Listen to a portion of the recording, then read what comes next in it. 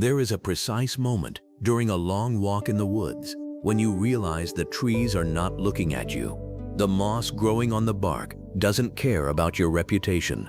The wind moving through the canopy doesn't know your name, and it doesn't offer an apology when it cold touches your face. In nature, there is an immense heavy comfort in being completely insignificant. But when you step back inside your home and look at your life, that same insignificance turns into a sharp, quiet ache. It is the realization that you are becoming invisible to the people around you.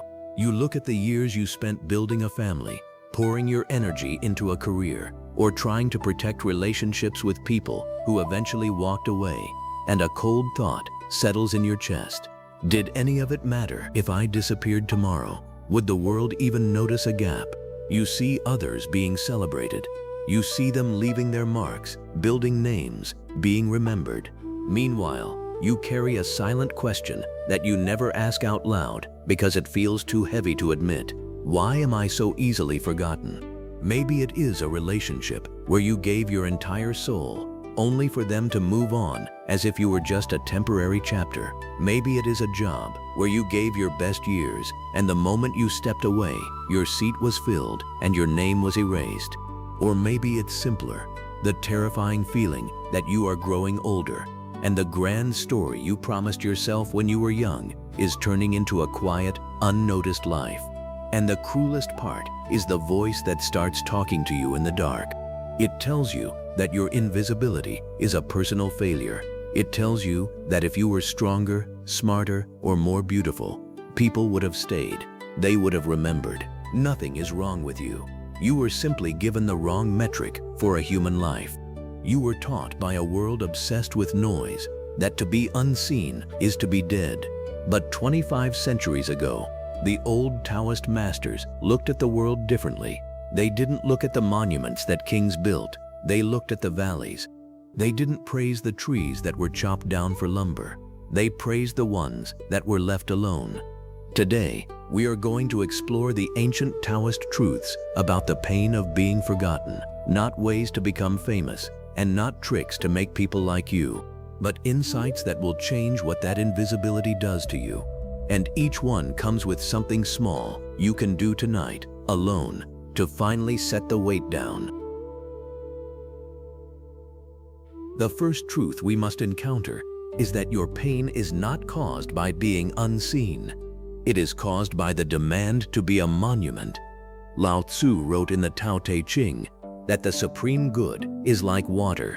It benefits all things without competing, and it settles in the low places that everyone else avoids. In our modern culture, we are trained to despise the low places. We want to be the peak. We want to be the mountain that everyone looks at from a distance. Think about what it takes to be a monument. A monument must be rigid. It must defy the wind. It must stand still, exposed to the elements, slowly cracking under the sun until it eventually crumbles into dust. The monument pays for its fame with its life. But the Taoist masters loved the valley. The valley is low. It is quiet. It is often ignored. Yet, where does the water flow? It flows to the valley. Where does life grow? In the valley. The peak is barren and cold. The valley is fertile and alive. When you suffer because you feel forgotten, you are replaying a sentence in your head. I should have been prominent. I should have been irreplaceable. Every time you think that, you are demanding that your life be a stone statue. You are fighting the natural flow of your reality. The river doesn't argue with the mountain about who is higher. It simply embraces the low ground and moves forward. Before you sleep tonight, close your eyes and locate the tightness in your chest, the part that feels insulted because you were left out or unappreciated. Ask yourself, what am I trying to prove and to whom? Let yourself be the valley for just 10 minutes. Whisper to yourself, I do not need to be a monument tonight.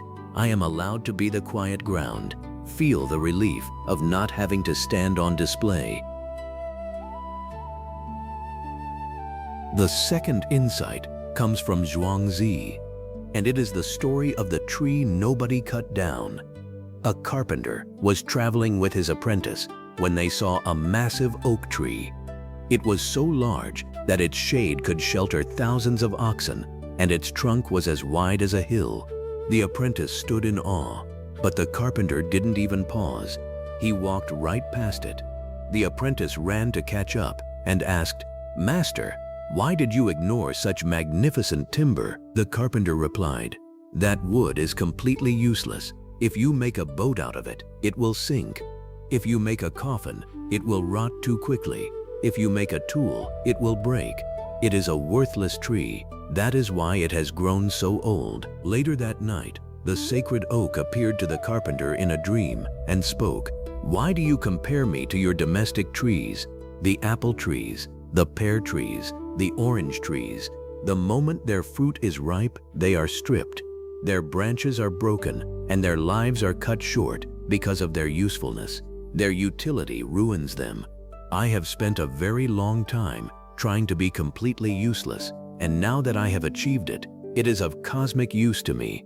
If I had been useful for your tables and boats, would I have ever reached this grand old age? You have been conditioned to want to be the fruit tree. You want to be useful, productive, and constantly picked by others. And when a person or an organization stops picking your fruit, you feel abandoned. You think, I am useless. But in the Tao, being useless to the world is the ultimate shield.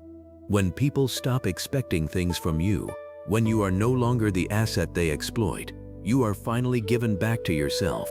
The years you think were wasted because you weren't climbing a ladder were often the very years that protected your peace from being shattered by the demands of others. Tonight, take a piece of paper. Write down the name of the person or place that made you feel discarded. Next to it, write down what their neglect accidentally protected you from. Did it save you from a lifetime of performance? Did it keep you out of a room full of superficial noise? Realize that your uselessness to them is actually your freedom. We must also understand the perspective of the empty boat. Zhuang wrote about a man who was crossing a fast-moving river in a small vessel.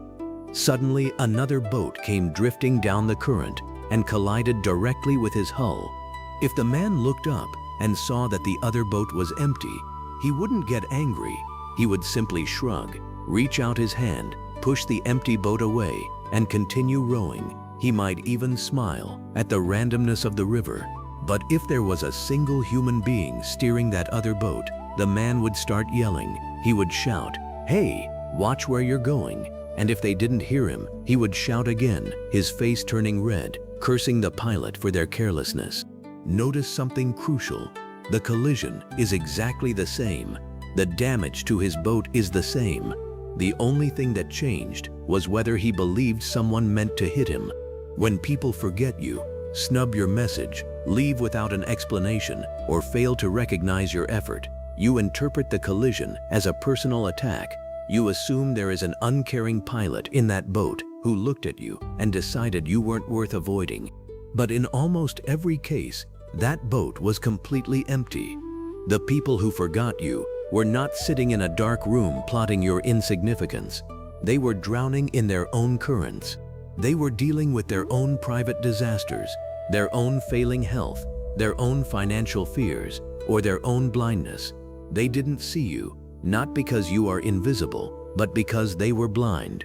Pick one person whose silence has been aching inside you. For the next 24 hours, run an experiment. Pretend their boat was empty. Tell yourself, they didn't ignore me, their boat was just drifting. Watch how quickly the sting leaves your chest when you stop demanding an apology from an empty vessel.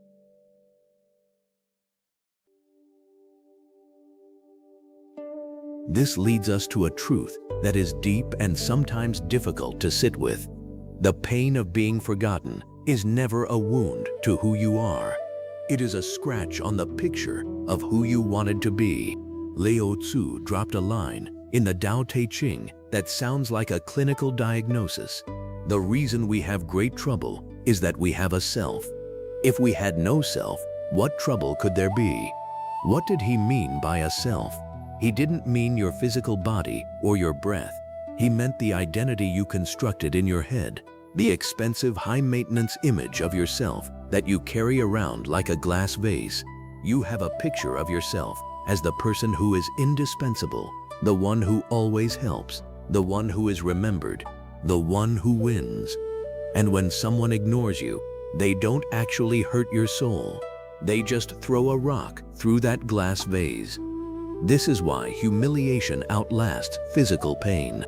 You can break a bone, and within a few weeks, the physical body quietly mends itself because it belongs to nature. But if someone embarrasses you at a dinner table or forgets your birthday, you can lie awake at 3 in the morning, 6 months later, still burning with anger. Why? Because the body doesn't care about reputation, but the picture does. The picture demands constant validation. It needs applause to stay alive, and maintaining that picture is the most exhausting thing you do every single day. When you feel forgotten, the Tao asks you a devastating question. Who is the one suffering? Is it you, or is it just your vanity? When the feeling of being unappreciated comes back tonight, ask yourself this specific question. What did I just find out that I didn't want to be true about my image? If the answer is, I found out that I am not the center of their world, say it out loud. The moment you accept that you don't need to be the center, the picture disappears and the pressure vanishes.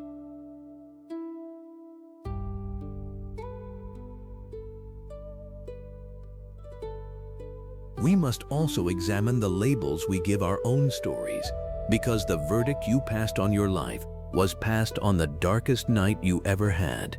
When someone leaves us, or when we feel completely unseen, we don't just feel the pain of that moment. We immediately write a prophecy for our entire future. We sit alone in the dark and pass a sentence on ourselves. I am someone who gets abandoned. I am destined to be lonely. My best days are behind me. But let's look at the person who passed that sentence. It was a person who was crying, exhausted, shocked, and operating with less perspective than they will ever have again. You allowed a deeply traumatized, wounded version of yourself to act as the permanent judge of your destiny. There is a famous Taoist story of an old farmer whose horse ran away. The neighbors came to offer sympathy, saying, "What terrible luck." The old man simply replied, "Maybe. How do you know it is bad fortune?" A week later, the horse returned, leading a pack of beautiful wild horses with it. The neighbors celebrated, crying, "What a blessing." The old man said, "Maybe. How do you know it is not a disaster?" The next day, his only son tried to ride one of the wild horses, fell, and broke his leg, leaving him with a permanent limp. The neighbors wept. "How awful." The old man calmly said, "Maybe. It is not over yet." The following year, the military entered the village to draft every healthy young man for a brutal war. They took everyone except the farmer's son because of his broken leg. The old man never passed a final verdict on any event because he understood that the Tao is an unfinished tapestry. Being forgotten today might be the exact event that repositions you for a beautiful, quiet beginning tomorrow. You do not know the whole story yet, so stop acting like the book is closed. Tonight, write 2 lines on a piece of paper. On the first line, write the bare fact of what happened without a single adjective. "They stopped calling me." On the second line, write what you decided it meant. "It means I am unlovable." Look at them. The first line is reality. The second line is just a bad guess you made in the dark. Tear the second line away.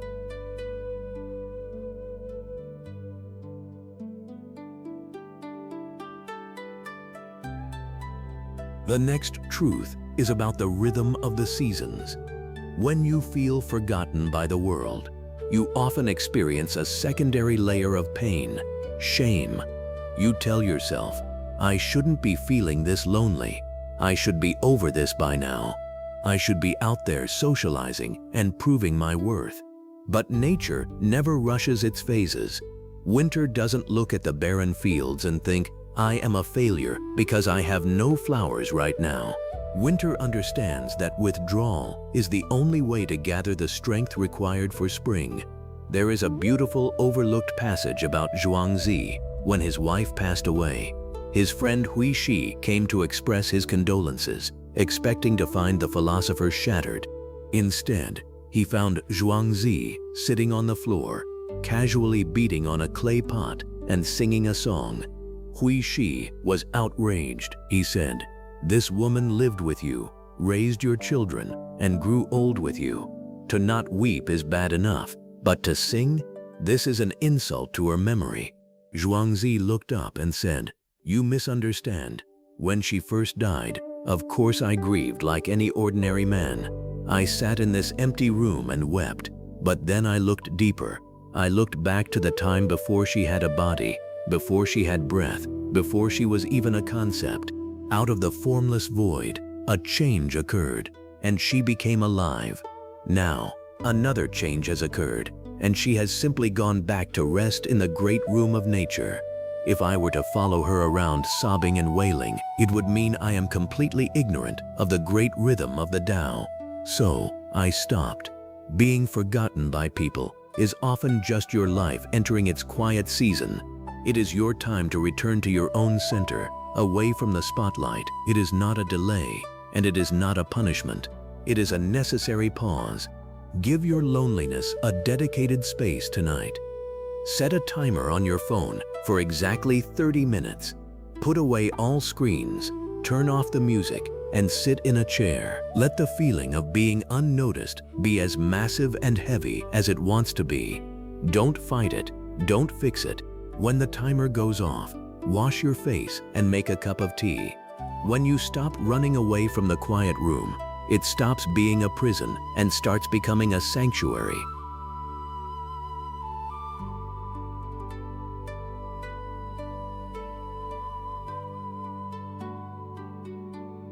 The final insight is perhaps the most practical. What hardens breaks, what stays soft survives.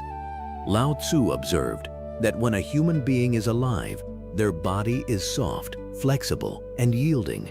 When they die, they become stiff and rigid. When a plant is alive, it is tender and full of sap. When it dies, it becomes dry and brittle. Therefore, rigidity is the companion of death, and flexibility is the companion of life. When we are hurt by the neglect of others, our natural instinct is to harden ourselves. We grow a shell. We say, "Fine, if nobody cares, I won't care either. I will never trust anyone again.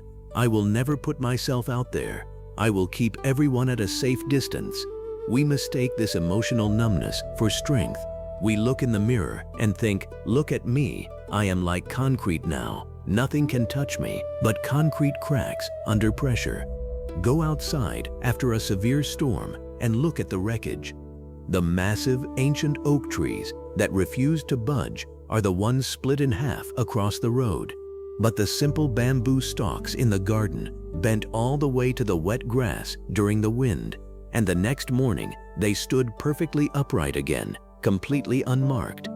Bending is not giving up. Giving up is bitter and dry.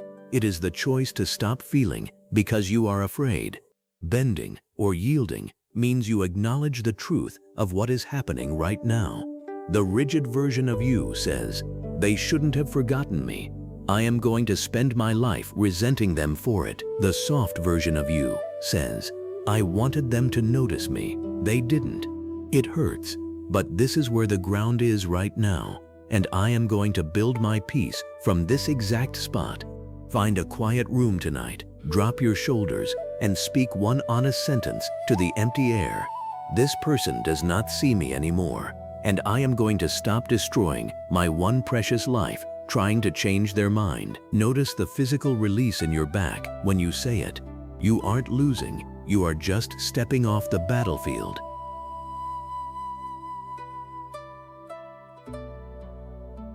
The great rivers of this world do not request permission from the valleys to flow through them. They just flow. The sun doesn't check if you are paying attention before it rises. It just shines. You do not have to be famous to be valid. You do not have to be remembered by a crowd to have lived a gorgeous, profound life. If all you can manage to do tonight is to stop punishing yourself for being quiet. That is already a massive victory. Let the world have its noise. You can keep the peace of the valley. Breathe slowly. You are not left behind. You are exactly where the river meets the sea. Thank you for walking this path with me today. To the quiet community of seekers who return to this corner of the internet for a moment of stillness, thank you for your presence. If these thoughts brought a sense of relief to your night, consider subscribing so we can keep exploring the depths of the Tao together. Before you leave, let's make this invisible room a shared sanctuary. Leave a comment below, just one word or one sentence, sharing if you have ever carried this heavy ache of being unseen. Your stories are safe here, and reading them helps thousands of other beautiful, quiet souls realize they are not walking alone in their valleys. Until next time, stay soft and keep your peace.